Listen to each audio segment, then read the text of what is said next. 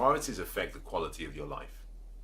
If you're going to have a fulfilled life, a happy life, a life filled with love and joy and excitement and passion, you need priorities. What are priorities? I define priorities as simply the things that keep you from making the wrong decisions and that help you make the right decisions, especially in your personal life, but also in your whole life, business combined with personal. Why are they important?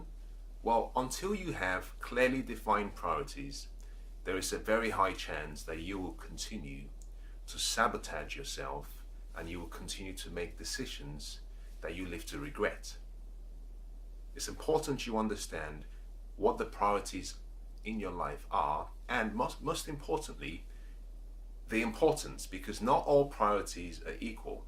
Some have more importance than others, and it's important you understand the difference. What is more important and what is less important?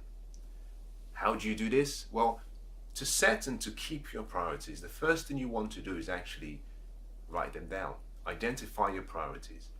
Let me give you an example, and I'll use myself perhaps as a model that you could actually compare against. My priorities are split into about 5 different categories. My first priority in my life is actually my purpose. That might come across as being a bit weird.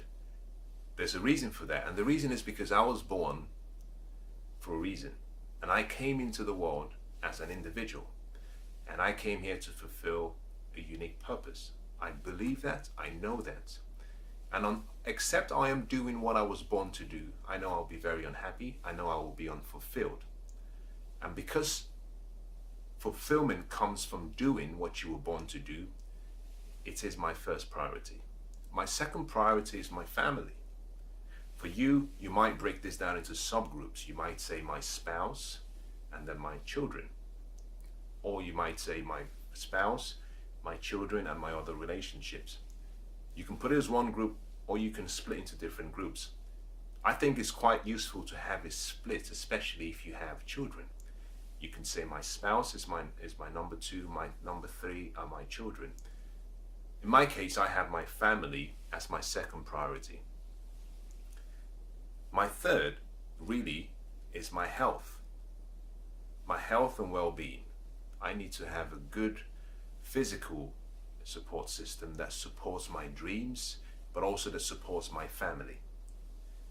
My fourth is my business and perhaps my goals when it comes to my career or when it has to do with financial terms.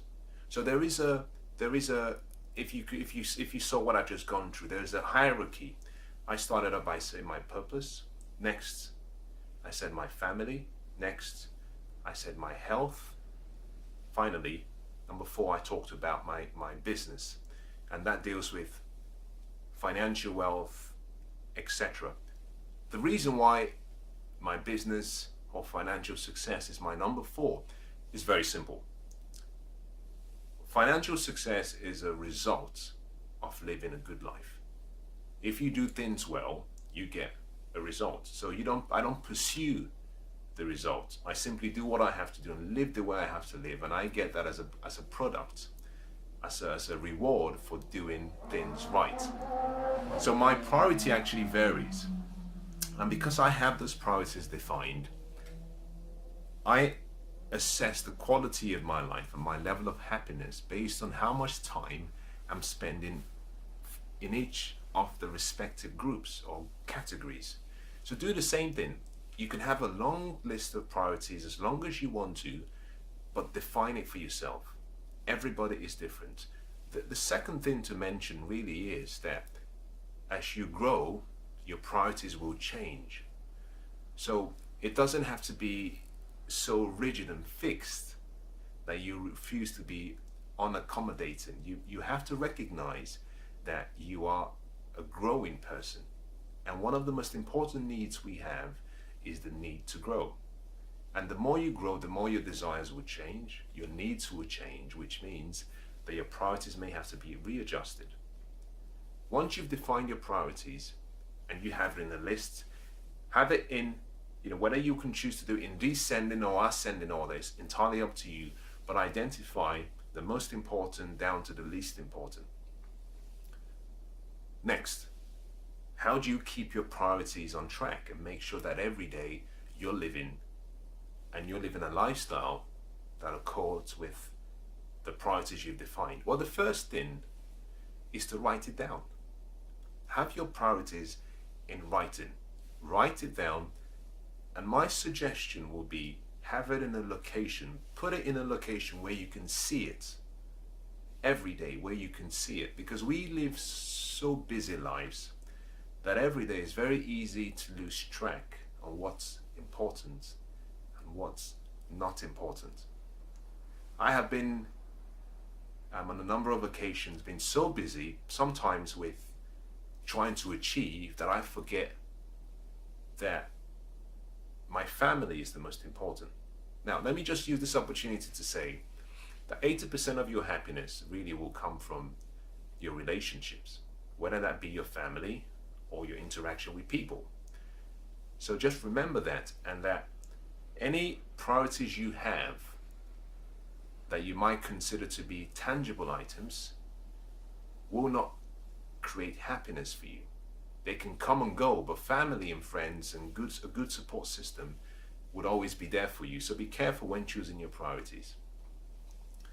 The next thing, once you've written it down, you've placed it in a place where you can see it, is make a promise to yourself. Decide to yourself that you will not break the promises you've made, that you will commit every day to upholding those priorities, because the quality of your life will really depend on how well you observe and how well you keep to those priorities you've identified.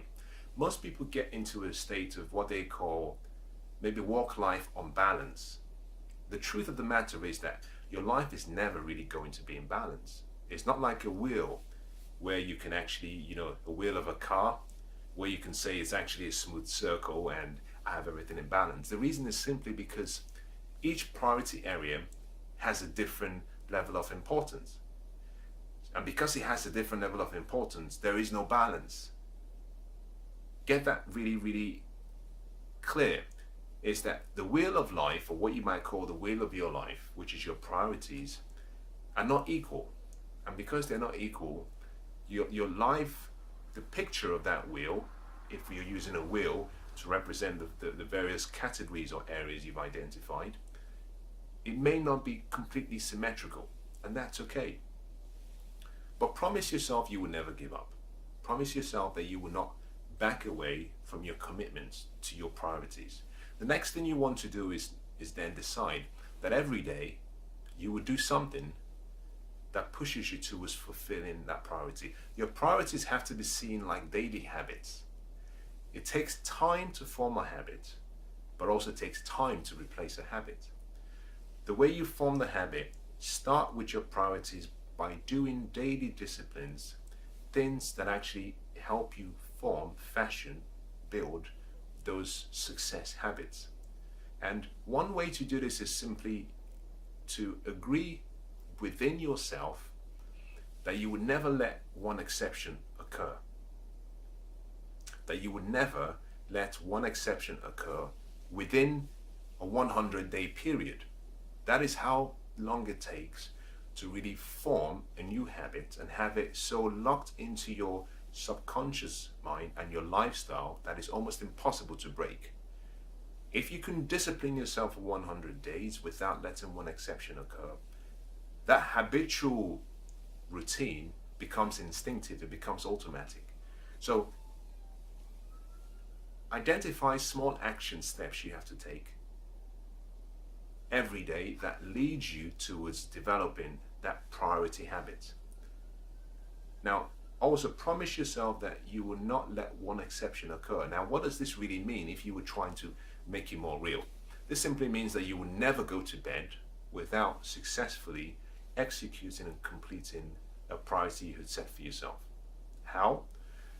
Let's say you have kids, and one of your priorities is every day I will spend half an hour with my son.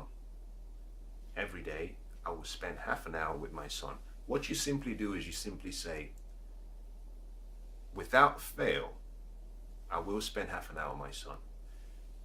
Whether that be you spending half an hour, helping him with his homework, or going for a walk with him, or getting him to do shopping with you, perhaps watching a movie with him. But it's simply a case of you deciding that every day, this commitment I've made, I will keep it. I will spend time with my loved ones, or I will spend time on my purpose, doing what I was born to do, or I will spend time trying to develop my health so that actually I can live longer and I can live well and I can support the family. But choose what you can do, and it has to be something that you can measure. This leads me to the next item, which is to really manage your life, you have to be able to measure it. Because you cannot manage what you cannot measure. You have to have a scoring system. I want you to understand that this is not really a means of trying to get you to do more extra,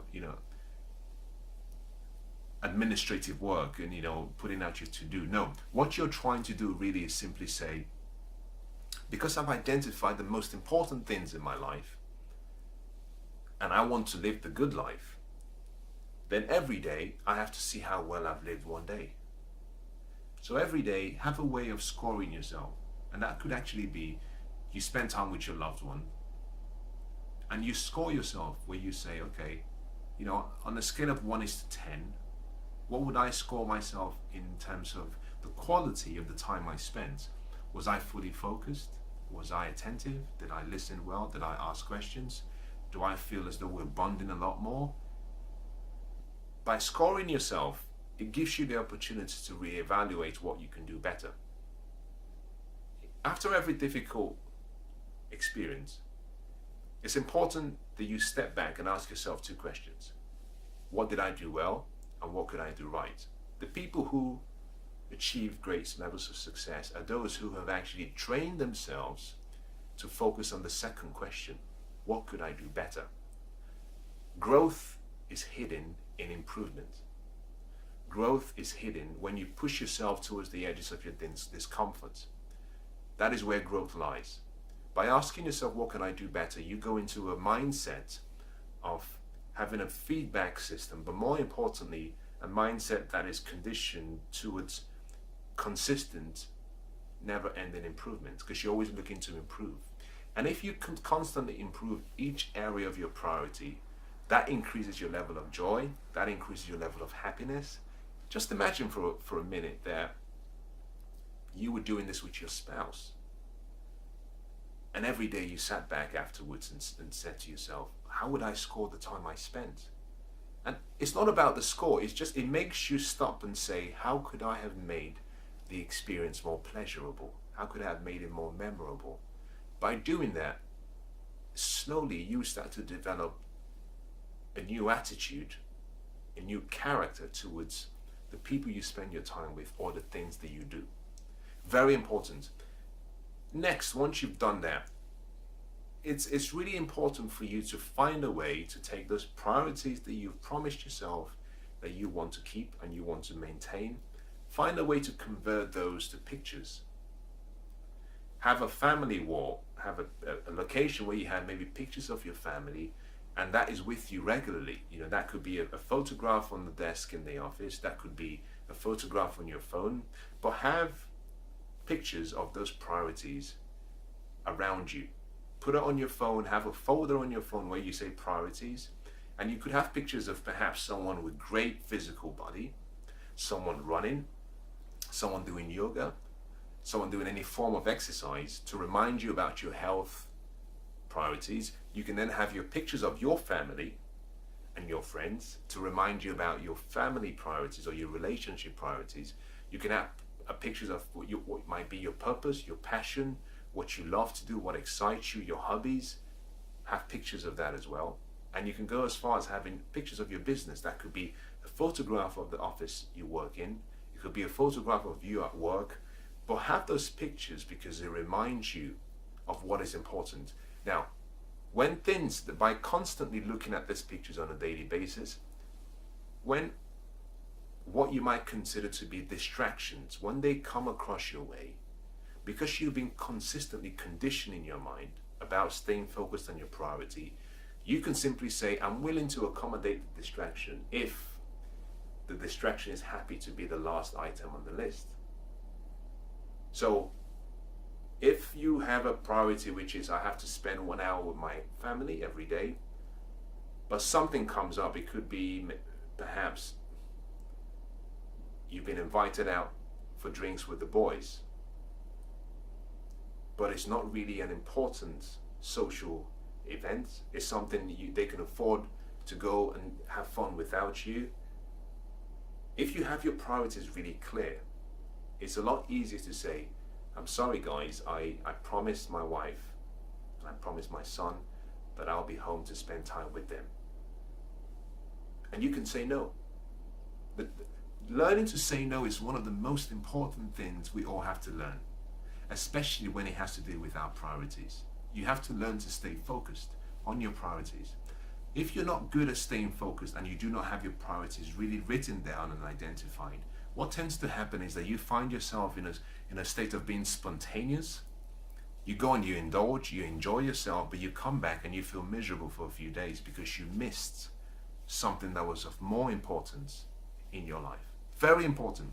Now, when you've done all of that, take those priorities, and for each of them, identify what you might call the benefits. What are the rewards? And write it down. Write down the benefits for each of those priorities. Why? When you have a picture in written form or in your mind about what you're gaining for all of the work you're doing, there is an energy that arises within you. So you might say, well, if it's my family priorities, you can have more happiness and joy, fulfillment at home with your loved ones.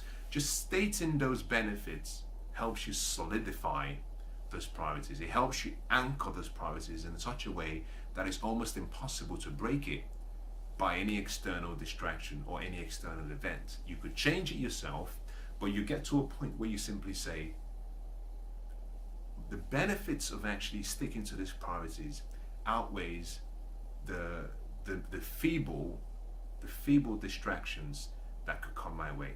Once you understand the benefits, it's a lot easier to pay the price.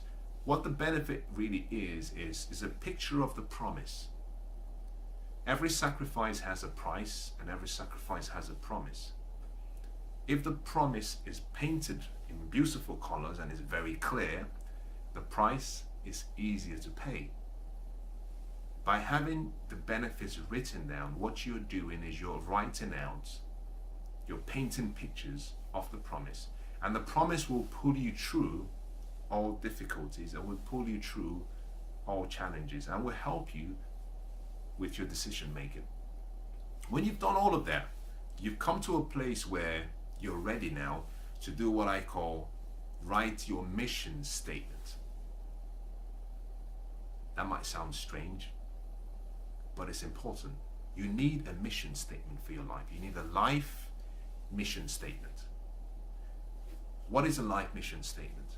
Well, a mission statement is really your priorities in the levels of importance, from most important descending to least importance, but you identifying the why for each of those priorities.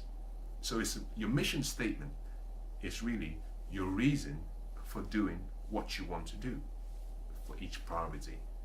If you can understand this statement, then what you've done is you've given yourself a platform to actually get yourself off the launching pad and fly towards a life that is full of abundance and fulfillment and happiness.